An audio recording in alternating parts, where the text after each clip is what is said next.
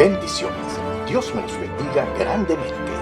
Estimado oyente, en este programa estaremos tratando el tema titulado La auténtica prosperidad en su segunda parte y veremos cómo el principio del ahorro influye directamente en nuestra capacidad para prosperar, lo cual debería conocer y entender todo creyente, que forma parte de la serie sobre el crecimiento espiritual y su utilidad para la vida. Esperamos que pueda escuchar esta enseñanza completa para su aplicación. La auténtica prosperidad es la bendición de Dios en toda su plenitud y sobreabundancia, en todo y para todo. Es mucho más que cosas tangibles o visibles. Es tener y estar en la providencia divina, el suministro espiritual de Dios, mediante su mano protectora. Como consecuencia de recibir la providencia divina o la auténtica prosperidad, diariamente se forma la gratitud manifiesta, la adoración y la alabanza a Dios, que nos conducirá invariablemente a la generosidad. Entonces estaremos dispuestos a dar sin temor, porque habremos descubierto que la verdadera prosperidad y providencia se evidencian dando. Aprenderemos que cuando damos con alegría, con desprendimiento, es porque nuestra nueva naturaleza espiritual así lo determina, y que como hijos e hijas de Dios nos asemejamos a nuestro Creador, quien siempre está dando. ¿Qué establece la palabra de Dios sobre la prosperidad? La gran mayoría de los cristianos en el mundo coinciden en que, aunque han sido constantes y han dado fielmente a sus iglesias sus diezmos y ofrendas, todavía experimentan escasez y frustración en sus finanzas, estando lejos de prosperar. Como consecuencia, por lo general, están en deudas, no ahorran dinero y no tienen un plan financiero para su futuro. Algunos que tienen un plan económico están más interesados en su seguridad económica que en su libertad financiera. Las personas que se criaron en países con crisis sociales y políticas, de escasez o durante la Gran Depresión debido a la Segunda Guerra Mundial, viven con el recuerdo del hambre y la muerte, lo que explica su mentalidad de buscar seguridad y no libertad financiera. Sin embargo, la seguridad financiera es una mentalidad egocéntrica, personalizada, que se centra solo en lo que una persona puede adquirir para tener estabilidad económica. Es la filosofía del conseguir todo lo que puedo obtener todo y sentarme en la plata. Pero Dios tiene otra mentalidad. No es como Dios ve así las cosas. Para eso leemos en 2 de Corintios, en el capítulo 9, versículo 8, lo que ahí establece. Y leemos: y Dios puede hacer abundar toda gracia hacia vosotros, para que teniendo siempre todo lo suficiente, en todas las cosas abunden en toda buena obra. La palabra enseña: si vamos a ser buenos administradores de todo lo que Dios nos da, hay que estar listos para distribuir y para ayudar a satisfacer las necesidades de otros. Dios es capaz de hacer que su gracia se proyecte hacia nosotros para que tengamos abundancia. Quiere que tengamos más que seguridad. Quiere que tengamos verdadera libertad financiera. Aunque la iglesia ha enseñado los grandes principios del dar y las bendiciones prometidas de Dios, esto solo representa una parte de lo que la palabra enseña sobre las finanzas. El lado espiritual de la mayordomía debe ser completado por el lado práctico. He aquí un ejemplo.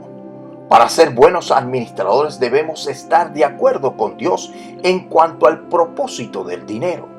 Para eso leemos en el libro de Deuteronomio, en el Antiguo Testamento, en el capítulo 8, versículo 18, lo siguiente: pero tú te acordarás del Señor tu Dios, porque Él es el que te da poder para obtener riquezas, para establecer su pacto que juró a tus padres, como es hoy. Primero nos dice, tener en cuenta y acordarte del Señor tu Dios, porque Él es el dueño de todo lo que existe y lo que posees. Es establecer en nuestro entendimiento que todo le pertenece. Esto se realiza en nuestra mente y no lo podemos olvidar nunca, ya que al pensar lo contrario, pasamos a ser malagradecidos. En segundo lugar, la riqueza se genera mediante el poder de Dios. Este poder lo otorga el Espíritu Santo y es una bendición integral mediante la cual todo lo que se te confía prospera.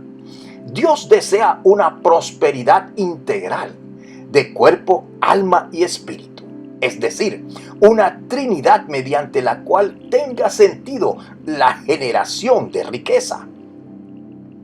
Ponemos un ejemplo.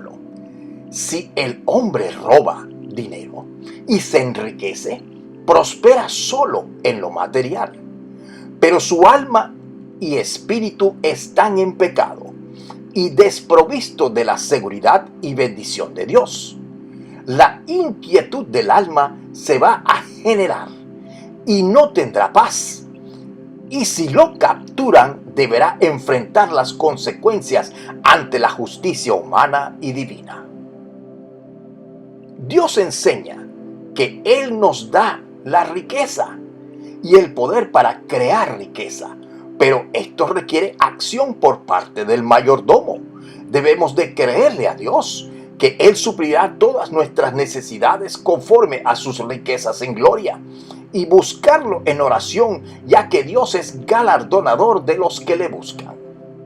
En el libro de Santiago, en el capítulo 1, versículo 17, leemos lo siguiente: toda buena dádiva, o regalo, o todo don perfecto, viene de lo alto, desciende del Padre de las luces, con el cual no hay cambio ni sombra de variación.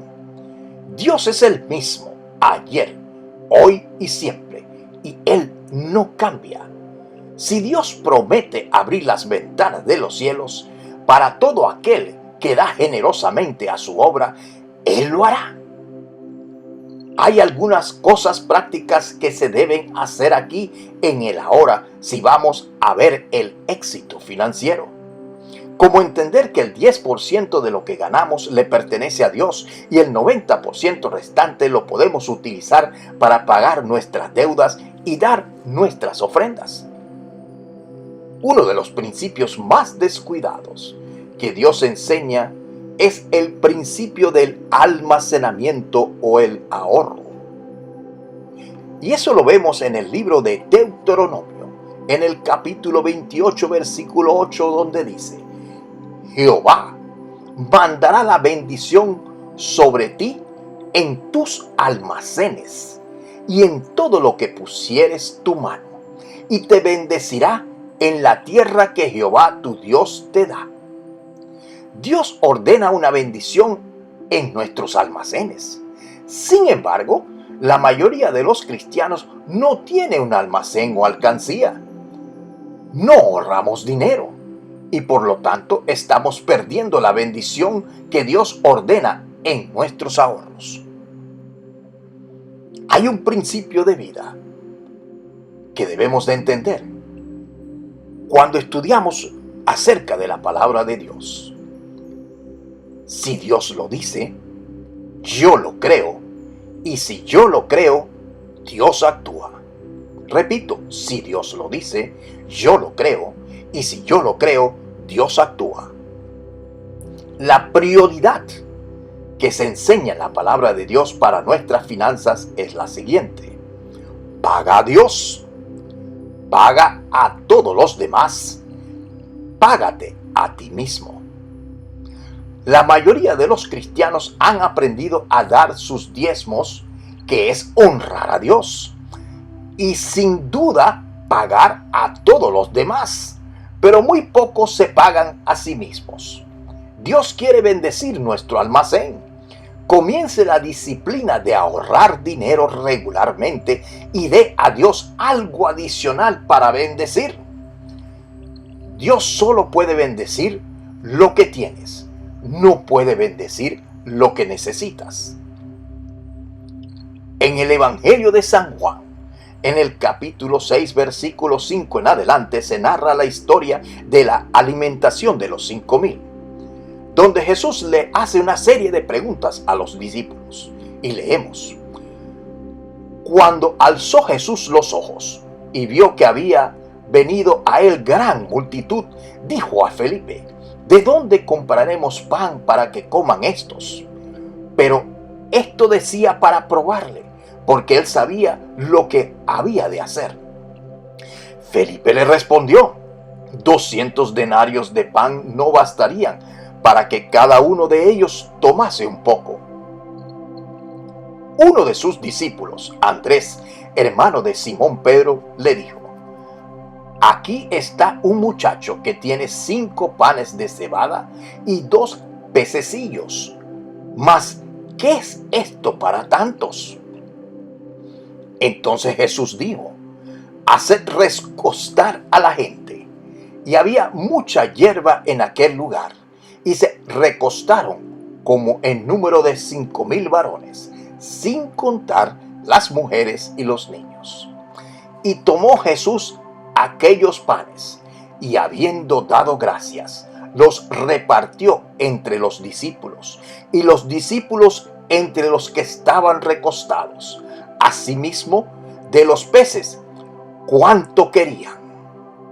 Y cuando se hubieron saciado, dijo a sus discípulos: Recoged los pedazos que sobraron, para que no se pierda nada.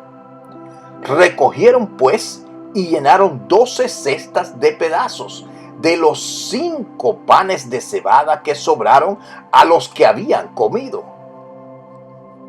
Jesús preguntó: ¿Con qué cuentan?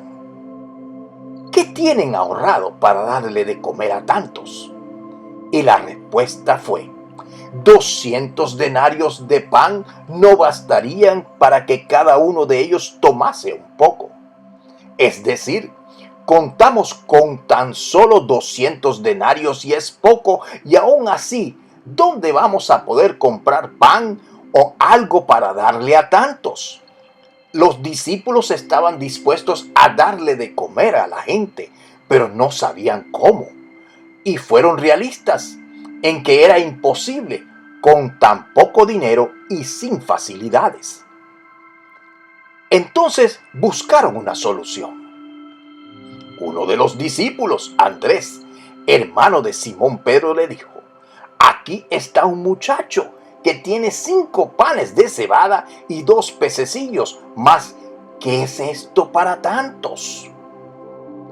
Y vemos el principio del ahorro. ¿Con cuánto contamos? ¿Qué hemos apartado? Eso poco que se tiene ahorrado, apartado, es lo que Dios va a usar para bendición y multiplicación en nuestras vidas. El principio del ahorro está íntimamente ligado al ser previsivo. Les garantizo que Dios quiere que prosperes más que lo que tú quieres. Si honras a Dios con tus finanzas y aplicaras principios prácticos, Él tomará mejor cuidado de ti incidentalmente de lo que nunca podrías a propósito. Tanto lo espiritual como lo práctico deben estar trabajando juntos para que usted experimente la verdadera abundancia. El principio del ahorro va ligado al principio de lo valioso, que no se pierda nada. Todo es valioso. Jesús ordenó en Juan capítulo 5 versículo 12 y dijo: Y cuando se hubieren saciado, dijo a sus discípulos: recoged los pedazos que sobraron, para que no se pierda nada. Recogieron pues y llenaron 12 cestas de pedazos de los 5 panes de cebada que sobraron de los que habían comido. Este principio establece la bendición de lo tangible, lo visible, con que se cuenta aquello material que sobre lo cual se tomó provisión. El de dónde comenzamos, qué puedo utilizar para darle a Dios, para que tenga con qué bendecirme, de qué he dispuesto para mi futuro, para mi retiro, para mi vejez.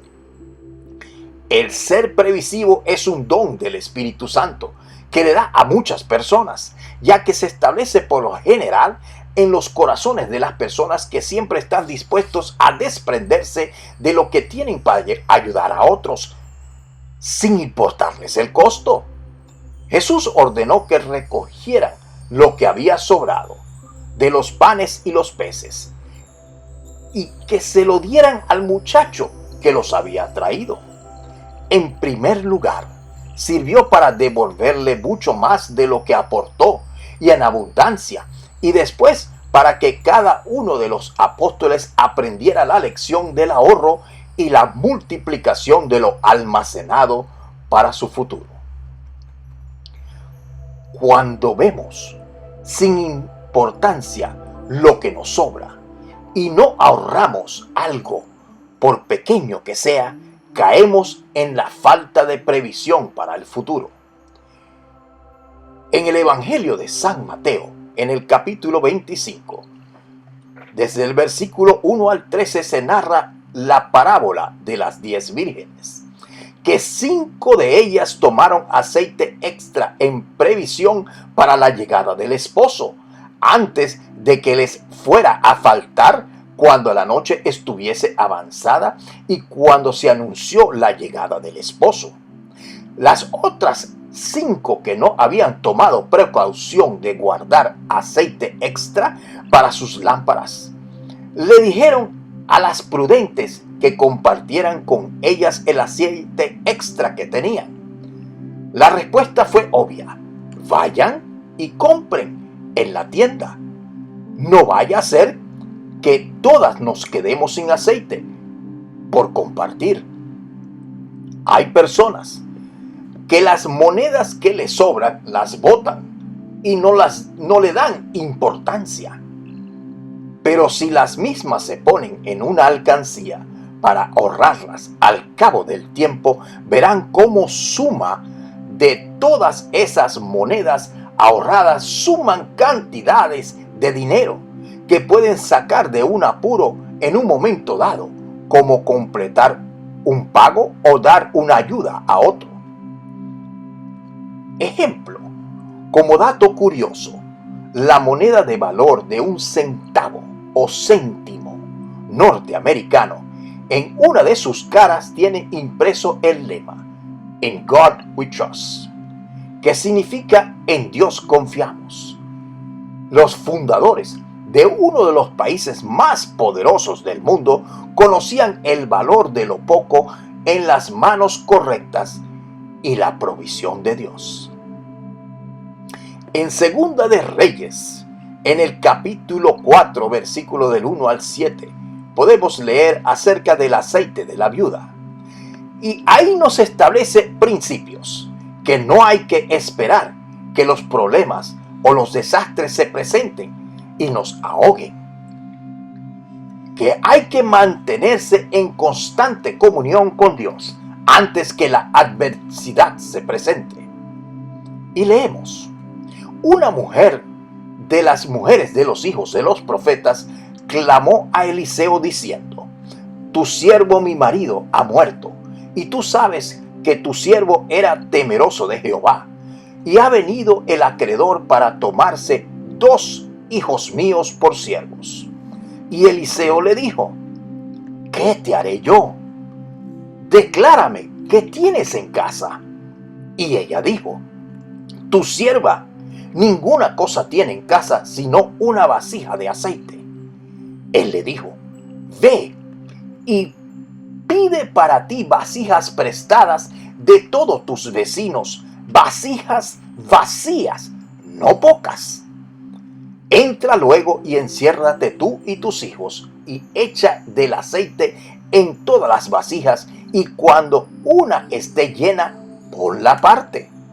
Y se fue la mujer y cerró la puerta, y encerrándose ella y sus hijos, ellos le traían las vasijas y ella echaba el aceite. Cuando las vasijas estuvieron llenas, dijo a uno de sus hijos: traedme aún otra vasija. Y él dijo: no hay más vasijas. Entonces cesó el aceite. Vino ella luego y le contó al varón de Dios, el cual dijo: ve y vende el aceite y paga a tus acreedores, y tú y tus hijos vivid de lo que quede. Importante. El milagro de multiplicación se realizó con la base del poco aceite ahorrado que tenía la viuda. El aceite fue tanto que ella y sus hijos pudieron pagar la deuda y vivir del resto. Así que la viuda no había sido liberada de su problema, sino que fue más que liberada. Obtuvo un tesoro en el aceite, y todo eso fue porque buscó la liberación del Señor. Acudió a Dios y a su varón, pobre y oprimida, y partió rica y liberada. Los milagros de Dios siempre llenan nuestras expectativas, nos libran, sanan y prosperan. Nuestro Dios es un Dios de liberación y no hay límite en su poder. Puede ir tan lejos como para llenar vasijas vacías de aceite y resucitar a un niño muerto para liberar a su gente. Es verdaderamente capaz de darnos más abundantemente de lo que pedimos o entendemos. Por eso, en todo lo que puedas necesitar, confía en el poder libertador de Dios, estando seguro de que si lo hacemos, solo una cosa va a pasar: seremos verdaderamente libres. Finalmente, ¿cuál es el descubrimiento más grande acerca de Dios? Que Dios le place que le creamos, que no dudemos de lo que promete. Y el dolor más grande de Dios es que dudemos de Él. La duda y la incredulidad son el ladrón que impide que Dios nos dé sus bendiciones y su favor. Que no tengamos poder para predicar y recibir los beneficios del Evangelio. Habló para ustedes el doctor Ricardo Achón.